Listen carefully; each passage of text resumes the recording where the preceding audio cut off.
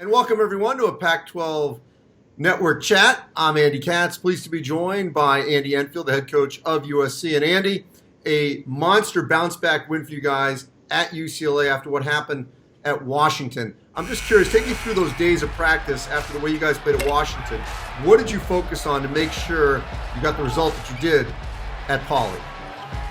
Well, we had a very difficult game at Washington. We sat around the hotel for 3 days. It was a 6-day road trip, which was very tough on our players, and they played very sluggishly and didn't play well. So we had a very spirited film session and practices throughout the week in preparation for UCLA. Very proud of our team.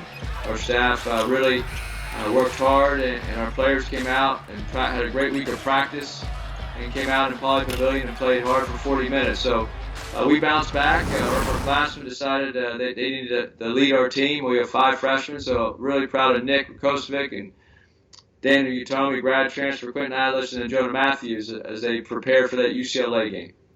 Yeah, I mean, it really looks like more of an anomaly, like an outlier of your season, because you guys have been really pretty consistent throughout the course of the season, whether it was home or road. Great win over TCU, a neutral court win, so to speak, against LSU.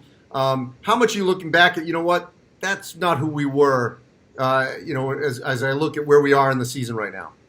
Well, we set offensive basketball back about 50 or 60 years against us. So we had no one play well offensively for us, and we won 7 out of 8. The fact is we're 13-3 right now. We have 4 true road wins, and we have 3 neutral site wins. So less than half our win total right now is at home. And so we have played well most of the season, and we've had 2 bad games, and we lost both of them. We deserve to lose.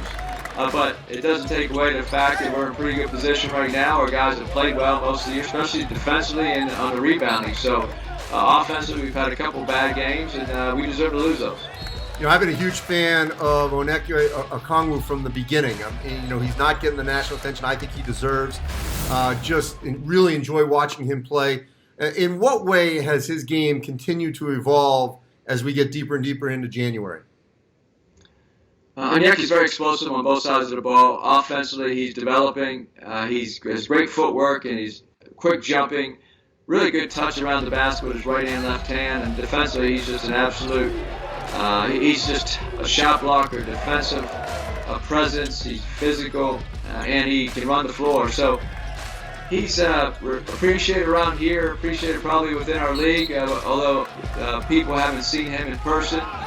But if we keep winning and he keeps doing what he is expected to do here, I'm sure he'll get the recognition that he deserves. You know, Andy, I would think there was a natural sort of transition period of, so many newcomers that you needed to implement with some of those vets you were just talking about. The way these 2 groups have sort of blended, how long did it take? We had an advantage. We went to Europe in August, took our team on a foreign tour, played 3 games, had 10 days of practice. So when the semester started, we were into fall ball training camp, so to speak, that we had an advantage because we'd already had our training camp.